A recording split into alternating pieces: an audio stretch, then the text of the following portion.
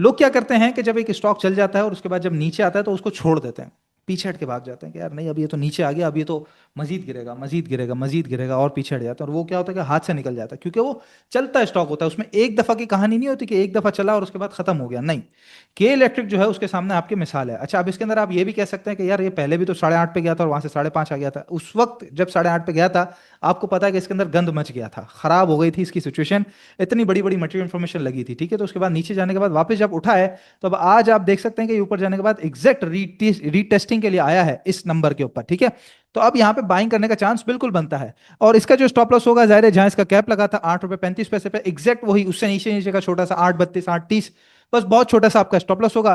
Target area यही आपका 9.5 रुपए का होगा। तो जो स्टॉक ऊपर जाने के बाद रीटेस्टिंग करता हुआ नीचे आ जाए ना, उसको नहीं छोड़ना चाहिए। एक मिसाल आपके सामने के इलेक्ट्रिक हो गई, ठीक है। दूसरी भी मिसाल मैं आपको दे देता हूं, एजीपी पाकिस्तान।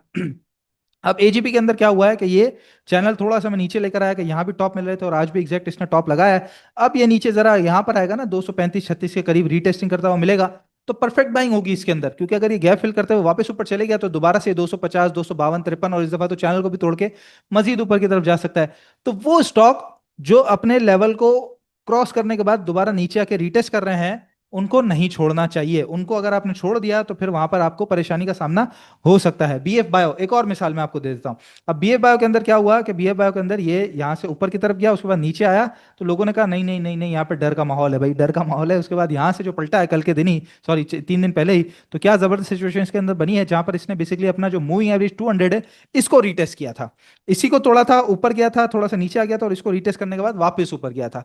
तो जो स्टॉक अपने बड़े लेवल्स को तोड़ के ऊपर जा रहे हैं, उसके बाद अगर रीटेस्ट करने नीचे आते हैं, तो अगर उनके अंदर कोई कहानी खराब नहीं है ना, और अगर स्ट्रक्चर सीधा है, तो फौरन बाय करना है। उसके नीचे ही बहुत छोटा सा स्टॉप लॉस रखना है। इसमें क्या होता है कि आपका रिस्क बहुत कम हो जाता है, रिवॉर्ड बहुत बड़ा हो जाता है। आप किसी स्टॉक को बॉटम पे पकड़ते हैं, वो मजीद बॉटम पे चले जाए, वहां रिस्क ज्यादा है।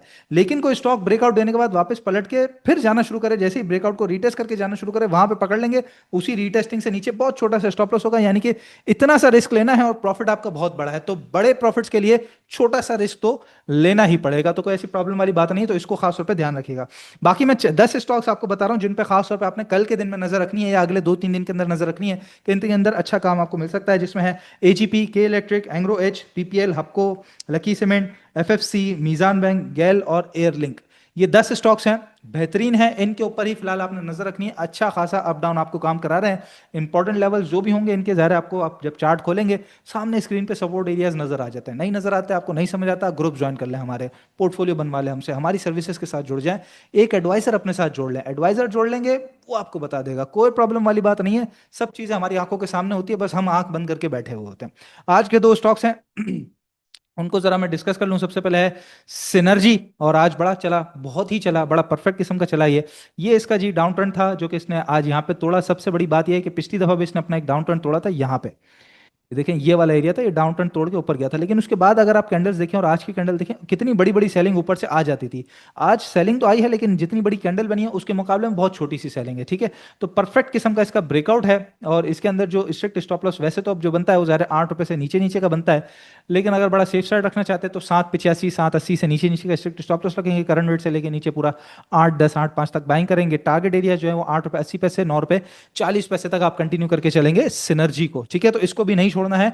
मोमेंटम में आ गया है स्टॉक, पता चला ये नीचे कल रीटेस्टिंग के लिए, आप बोले कहानी खत्म ना, कहानी उस वक्त खत्म होगी जब वो फेक आउट दे देगा। फेक आउट और रीटेस्टिंग में फर्क है। दूसरा स्टॉक है जी हमारे पास लोटे केमिकल। अच्छा, लोटे केमिकल यहाँ नहीं है, मेरा 15 मिनट ग्राफ के ऊपर है लोटे केमिकल जी। लोटे केमिकल, ये जो एक्स हुआ था उसके बाद की सारी सिचुएशन है। तो ये पूरा इसका डाउन ट्रेंड था, जिसको आज यहाँ पे बिल्कुल बॉटम से उठा, आज इसने तोड़ा, रीटेस्ट किया, रीटेस्ट करने के बाद वापस ऊपर है।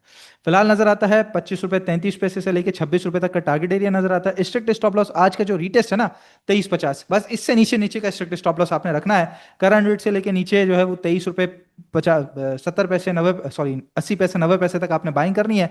टारगेट एरिया 25 33 25 30 और 26 रुपए तक आप लेके चलेंगे। तीसरा स्टॉक भी मैं आज आपको बता देता हूं जी, के इलेक्ट्रिक। इवन अभी खैर हमने देख ही लिया, लेकिन मैं जरा बेहतर बता दूं आपको कि इसने रीटेस्ट कर लिया है। करंट रेट पे बाइंग करेंगे, 8.35 से नीचे का स्टॉप लॉस रखेंगे, 8.33 8.30 का टारगेट एरिया, इसके अंदर भी 9.50 लेके चलेंगे। मार्केट के हालात अल्हम्दुलिल्लाह दुरुस्त हैं, कोई प्रॉब्लम वाली बात नहीं है। बस आपने अपनी रिस्क मैनेजमेंट करनी है। मार्केट कभी खराब नहीं होती, कभी भी खराब नहीं होती, इंसान की अपनी गलती होती है। अगर आप हार रहे हैं इस वक्त, लॉस में है तो उसमें यकीनन आपका अपना कसूर है। अगर वो गलती आपने पहचान ली तो मार्केट आपको प्रॉफिटेबल बना के छोड़ेगी। ये बात आप मेरी लिख के रख लीजिए। होपफुली आपको समझ आया होगा, ना समझ आया तो मुझे करेक्ट जरूर कीजिएगा कमेंट सेक्शन में। पहला स्टॉक है जी अटक रिफाइनरी, बड़े अच्छे लेवल के ऊपर आ गया है। और 720 रुपये वाला लेवल जिसको तोड़ नहीं सकता था, ये बार बार यहाँ पे टकरा जाता था, एक दफा, दो दफा, तीन दफा, और फिर इसको टकरा के रीटेस्ट करके फिर ऊपर बढ़ा था, तो वापस उसी जगह के ऊपर आन खड़ा हुआ है अटक रिफाइनरी। तो यहाँ पर बिल्कुल थोड़ी थोड़ी थोड़ी थोड़ी बाइंग स्टार्ट कर देनी चाहिए। जैसे मैंने कहा कि थोड़ी थोड़ी एक्यूमुलेशन स्टार्ट कर देनी चाहिए, जहां नीचे मिले वहां थोड़ा लेके रख लेना है और होल्ड करके चलना है उसके अंदर, ठीक है। दूसरा स्टॉक है हमारे पास सिस्टम्स लिमिटेड। और सिस्टम्स के अंदर जो पोजीशन है वो भी बड़ी अच्छी है। सिस्टम्स के अंदर जो पोजीशन अच्छी है वो क्यों है, ये आप देख सकते हैं। ये जब ऊपर आया था तो इस 133 से लेके 136 रुपए का जो जोन है, 35 रुपए का जोन, काफी अरसा इसने इस जगह के ऊपर गुजारा है। और ऊपर जाने के बाद इस जगह के ऊपर नहीं आया था, बल्कि यहीं पे रीटेस्ट करके वापस ऊपर चले गया था मजीद। और अब जो आया है बिल्कुल कह सकते हैं ना कि ऊंट पहाड़ के नीचे, ये वही रेट है जहां पर आप और मैं ख्वाहिश करते थे कि दोबारा इस रेट के करीब हमें मिले। तो वही 136 से 133 पे मिला है, तो करंट रेट पे बाइंग करेंगे, थोड़ा नीचे जाए तो फिर बाइंग करेंगे। सपोर्ट एरियाज काफी स्ट्रांग नजर आते हैं, कंपनी भी काफी स्ट्रांग नजर आती है, रिजल्ट भी इंशाल्लाह ताला आने वाला है कुछ वक्त के अंदर, तो इसको भी बिल्कुल यहाँ पे एक्यूमुलेट करना है आपने। और ऊपर जो टारगेट एरियाज होंगे इसके, वो 144 से 150 रुपए तक के टारगेट होंगे मार्केट के अंदर, ठीक है।